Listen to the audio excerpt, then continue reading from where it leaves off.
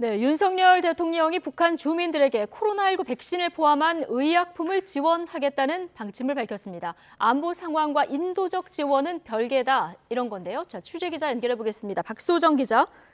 네, 용산 대통령실입니다. 네, 윤석열 대통령이 북한에 대한 백신 지원 방침을 공식적으로 밝힌 거군요.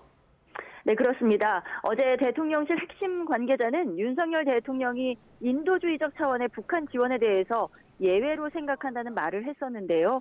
그러니까 북한의 도발에는 강력하게 대응하되 인도적 지원에 대해선 문을 열어놓겠다는 뜻으로 해석이 됐는데 이후 추가 공지를 통해서 이는 다분히 원론적 입장이라고 해명을 했습니다.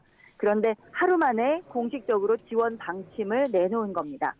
윤석열 대통령은 북한 주민에게 코로나19 백신을 비롯한 의약품을 지원할 방침이라고 강인선 대변인이 전했습니다. 강 대변인은 최근 북한에선 코로나19 대유행으로 감염 의심자가 폭증하는 것으로 알려져 있다고 말한 뒤 이 같은 대통령의 지원 방침을 설명했습니다. 이어 구체적인 지원 방안은 북한 측과 협의해 나갈 예정이라고 덧붙였습니다.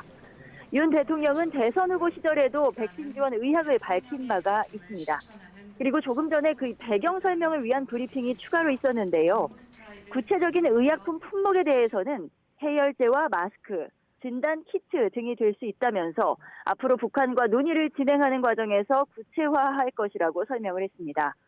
또 대통령실 관계자는 북한에서 연락이 온 것이냐는 질문에 연락이 온 건 아니라고 답했습니다. 또 전달할 경로가 정해졌는지에 대한 물음에는 경로가 있는 건 아니고 윤석열 정부의 입장을 정한 거라고 언급했습니다. 다만 국가안보실 관계자는 인도적 지원과 군사안보 차원은 별개의 문제라고 강조하기도 했습니다. 또 북한이 자신들의 방역 체계가 완벽하다고 발표한 만큼 우리 쪽에서 먼저 어떻게 뭘 줄 것인지 논의를 시작할 수는 없다며 북한이 원하고 도움을 청한다면 진지하게 논의할 준비를 하겠다고 언급해서 대변인과는 좀 수위가 다른 이야기를 하기도 했습니다.